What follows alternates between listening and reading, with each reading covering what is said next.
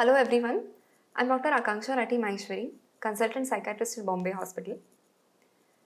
In today's video, let's talk about how relationships as a husband-wife, relationships as a couple, how they are getting affected by this lockdown period.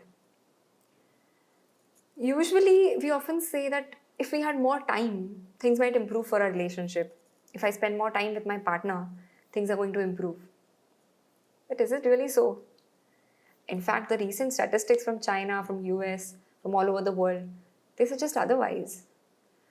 There've been increased number of divorces, increase in domestic violence. In fact, a lot of my patients have been calling me. There's a lot of marital disharmony, frequent arguments, resentments with your partner. My patients have been requesting me for marital counseling during this time. So today, I want to share 5 very easy tips with you that you can apply in your daily life and which will help you improve your relationship with your partner. At the outset, let me specify one thing here. Today's video is meant for those couples who are staying together in the same household, like husband, wife, or someone in a live-in relationship. For those couples who are staying separately, for someone who's in a long-distance relationship or who are dating or who are engaged but not yet married, for those couples, problems that they are facing during this lockdown, that's a different ballgame altogether, and we'll address that in a later talk. So let's begin with the 5 tips that I want to share with you today.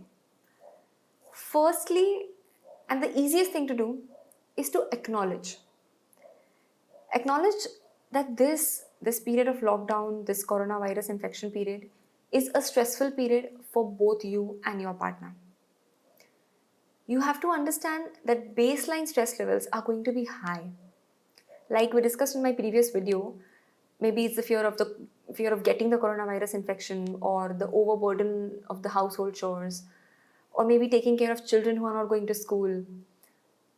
For whatever reason, if your baseline stress level is already high, you're more irritable at all times, this is going to lead to more frequent arguments over very trivial issues. Acknowledging this will help you to anticipate that this problem is going to happen and will help you be better prepared to face it. Also, it will give you the insight of being more kind and giving your partner a little leeway. This will help reduce arguments significantly. Second thing is effective communication. What I mean by effective communication, there are 2 aspects to this. Firstly, ask for what you want. Don't expect your partner to be able to read your mind. Now, this effective communication part that I'm explaining right now is applicable to your relationship even otherwise, not just during this lockdown period. Now, what I mean by asking for what you want is, for example, you wake up in the morning and you see that your partner has left the dirty laundry all over the floor. You get irritated, and then you spend the whole day being distant with them, not talking to them, showing some sort of anger or being upset with them. Your partner doesn't know the reason why you're upset. They're thinking as to what they've done wrong. They're thinking probably it's your mood that's the problem. When they're not able to figure out what's happening, even they become irritable. And that leads to more arguments. So instead, just ask for what you want. Just ask them that you would like the laundry to be put in the washing machine and not left around. This will reduce the number of arguments. Second aspect of effective communication is using I statements instead of you statements. Now, what does that mean? Let me explain this to you with an example. When you use a you statement, say you see your husband spending more time on their mobile or laptop and you want them to take care of the children more, and you go and tell them, you're spending all your time on the mobile. Why don't you spend more time with the children? When you say this, it sounds like you're blaming your partner. Whenever you feel that you're being blamed, your receptivity to what the other person is saying decreases. You go in the defensive mode. No, what I'm doing is not wrong. It's right. You don't have to blame me for anything. And this leads to arguments. This leads to confrontations.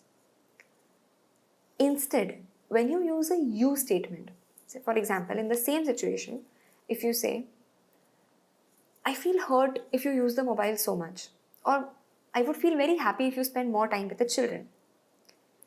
Now, this statement comes across as a request and not as a blame. So, when it's coming as a request to your partner, they're going to be more receptive towards it. There's more chance that they'll introspect, they'll self analyze what they're doing wrong.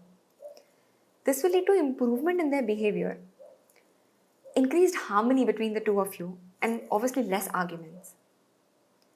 So please ask your partner directly for what you want and use I statements wherever possible instead of you statements. Now, coming to the third thing, which is a very common sense kind of thing, divide your chores very clearly. Be it household chores, taking care of your children, set proper timings and work accordingly. When you're dividing chores or when you're distributing the work for each other, two other things to keep in mind are avoid taunting your partner. See, for example, they wake up early in the morning and they make tea for you, but unfortunately, they put more sugar or less sugar in it. You wake up, you have the tea, and you show contempt. Oh, what have you done? This tea is not good. Avoid taunting. Instead, appreciate them for the effort that they've taken. You can say, I'm very happy that you've taken the effort to make tea for me today. So divide your chores clearly, avoid taunting if they've done something wrong, and appreciate them for the effort that they're taking. The fourth thing is make a schedule. With this schedule should have me time, couple time, and you should have separate times for your home and work. Why this is important? One, because you're spending more than usual time with your partner at this time. 24/7 you're seeing each other. So you obviously need some time for yourself to rejuvenate. Now this me time should be for both the partners and obviously at a different time for both of them. If you both spend your me time in the same time, say you've decided 3 to 4 p.m. is going to be our me time, who's going to take care of the children at that time? So have me time for yourself. Have a couple time, a dedicated time where you'll be spending with each other. During this couple time, make sure there are no screens involved. Please make sure that you don't talk about things like the coronavirus or your household chores or maybe your office tension or taking care of the children. Do something that you both enjoy. So make a schedule, separate your work time from your home time, have a me time and have a dedicated couple time. The last thing that I want to say, the fifth thing that I wanted to say. So in spite of following all these 4 things that I mentioned earlier, there might still be a situation that might arise where you might have some clash, you might still end up having a conflict with your partner. At this time, when you're going in for conflict resolution, there's a specific method that I would like to use, that is nonviolent communication. Let me explain this. Nonviolent communication is a form of talking where you're very calm, you're talking to your partner, you're making them understand, you're explaining things in a very non-violent manner. Now, how to do this? Set a specific time, say 1 minute each. You and your partner sit down. Say your partner starts speaking, they'll speak for 1 minute.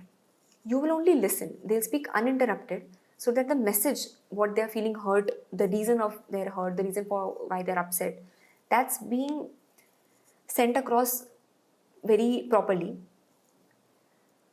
After this uninterrupted speaking, say for example for a minute, when it's your turn to speak, firstly you summarize what they've said. This will help you to have a correct interpretation of what your partner has said. Then you express yourself for the next 1 minute uninterrupted, and so on and so forth. This is a very effective method of communication. It's called non-violent communication. Now, in case you're trying for a conflict resolution and you're finding yourself unable to follow non-violent communication, The other thing you can do is have a complaint box.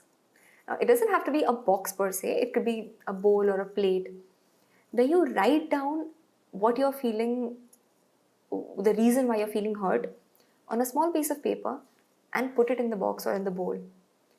So that you don't have to face each other if you're finding it difficult to talk face to face. Complaint box is going to be really helpful for you.